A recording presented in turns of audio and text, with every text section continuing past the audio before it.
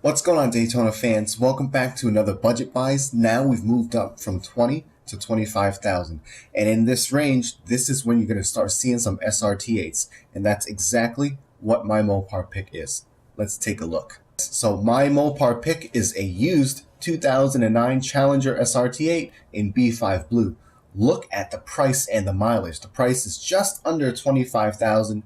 Again, I always preach that you can talk it down a little bit, but the mileage is what's really important, what I want to focus on for this particular vehicle. It's got 21, almost 22,000 miles for a 2009. This car is 10 years old, and it's got less than 25,000 miles on it.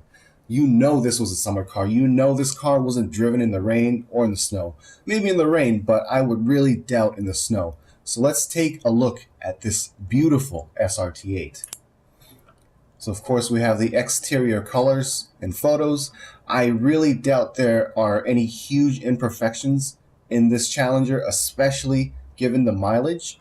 I mean, just looking at this, it is just absolutely beautiful. Yes, it is an automatic. In this range, it'll be tough to find a low mileage manual, and it's going to be still tough as we move along, just because manual transmission cars are slowly dying out. But this one in particular, it looks like it's in immaculate condition. You know, for a 2009, I don't think we can do any better, especially for an SRT8 trim. So let's just go through everything. The pictures look fine. There's nothing that really speaks out to me that suggests that this car is not a good buy. So as we go through it, I like the little blue accents that's in the car. I think it really adds to the specialty of the SRT8. So there's that window sticker right there. And it's a little bit fuzzy, but it looks like the window sticker says 45,000. So back in 2009, at the very least, they were asking for that. I'm sure people didn't pay 45. Nobody pays window stickers. So there you have it. The SRT8 is the 6.1 liter. This year, they have not yet transferred the platform to the 392 6.4. So you're getting about 420 horses, and that's not bad. That's not bad for a 2009 vehicle.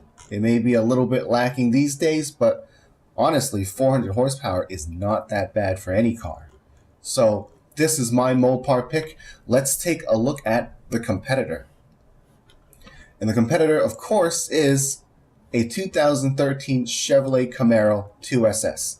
And again, this is a very low mileage car for 24,000 miles. You are getting a little bit higher of a mileage at 35,000, but really these cars are such low mileage that from 20 to 30, it is 10,000 miles, but it's not such a big difference where it comes down to whether I want to get A or B over that kind of mileage. I mean, 35 is still a baby. So let's take a look at this red SS. So again, for low mileage cars like this, I don't expect to see any kind of huge imperfections. I'm sure there are imperfections. That's what used car market is all about. So as we go through the pictures, nothing that really stands out. And that's what's so great. As we move on from here, 20,000 and up, you're going to find a lot more beautiful and well-kept cars for sale. And that's the great thing about the more you pay. Unfortunately, I guess I should say fortunately, the more you pay, the better the product is. So if you have the budget, you can actually get a very well-maintained car for a very reasonable price. So as we look at this SS, I don't really see anything that stands out. You know, the paint shines. As you can see, the reflection, it doesn't look like there are too many swirl marks at all. So maybe this person, took it to a detail, or maybe just did it correctly as far as keeping up with the paint. So the interior is leather, which is always a plus if you're into that stuff. And this is a manual transmission. This is a 6-speed Camaro, so that's a huge plus. Huge plus I love manual transmission cars. I mean, autos are great, but I feel like these cars, you're better off with the manual. Anyway, so I know these four little gauges there, those are an option. Those don't come standard for all Camaros. That's something you have to put in there. In place of it is just a little cubby holder if you don't have those gauges. Of course, you have the navigation screen right there, the temperature controls, audio controls, all that stuff. There's that trunk space. See, I don't really like how narrow that opening is. I mean, you can put stuff in it, but unlike the Challenger, you can't put too much stuff in it just because it's so restricted. And looks like you've got some Goodyear tires. Now, I don't know what the tread looks like. That's something you'll have to go and figure out yourself. There's the audio controls on the steering wheel, the light switch controls. There's that infotainment system that I was just talking about, the temperature controls, and there's that 6-speed manual. Now you know it's a 6-speed manual because if you look right under the shifter, you'll see the numbers. It says 1, 2, 3, 4, 5 and reverse. So that in itself indicates that it is a manual. And of course, automatics don't usually have a leather boot like that, and they have more of a plastic plate that shows you the drive, reverse, and all that stuff. And as you pull the gear, it'll indicate what you're going into. A reverse camera, which is always a plus. I don't think the Challenger has a reverse camera. I could be wrong. We can take a look at that again.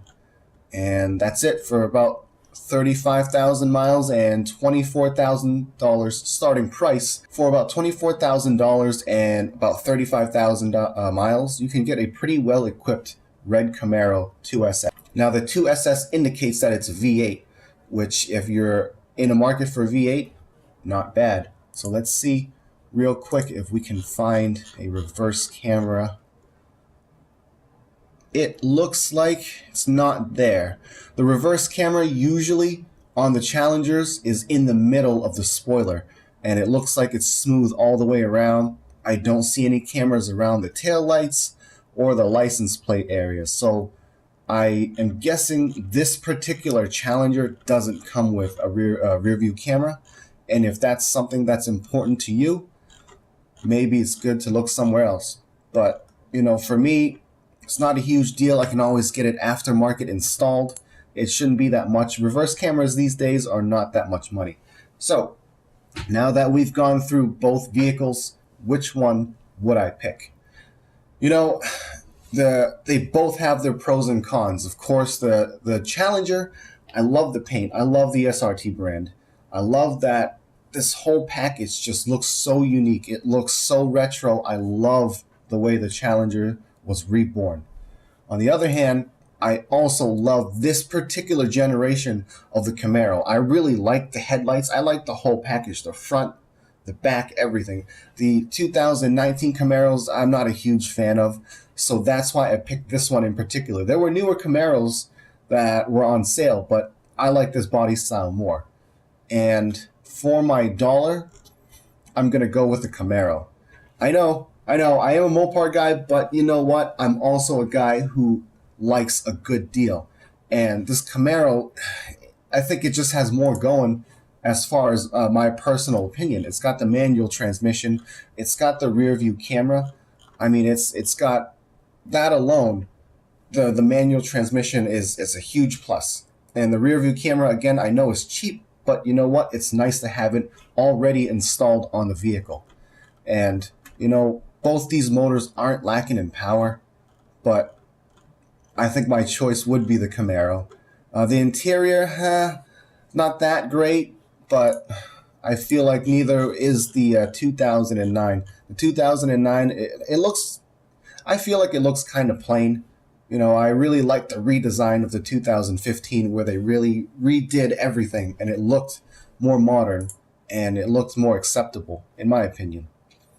But, yep, that would be my choice, guys. I know. It's a little weird, but, it's weird for me to say it as well. Best bang for the dollar would be the Camaro, and that's the one I would go for. In this particular case, mileage doesn't really matter. From 20 to 30, especially with cars this old, you're not going to have a warranty anyway. So those 10,000 miles aren't going to be a huge issue, or isn't going to be a huge issue. And that the way I drive right now is just that I'll have a winter car and a summer car. So the fact that there's 10,000 more miles really doesn't mean too much because I don't drive my car all year round. As far as Titan goes, I've driven her maybe 4 times this winter. I've put on less than 100 miles, I would say, within the past 4 or 5 months. So that's my pick. Then this is just my scenario. This is what works for me, and I picked the Camaro. As much as I'd like to pick the Challenger, it's just for the price. I don't think it's the best bang for the buck. But anyway, that's it for this video. In the comment section below, let me know what you'd pick, or if you have a different pick of your own within the 20 to 25,000 range. I'd love to hear it because, of course, these two cars don't even scratch the surface of what's out there within that price range. And as always, I hope you found this entertaining and educational at the same time. I will see you in the next one. Peace.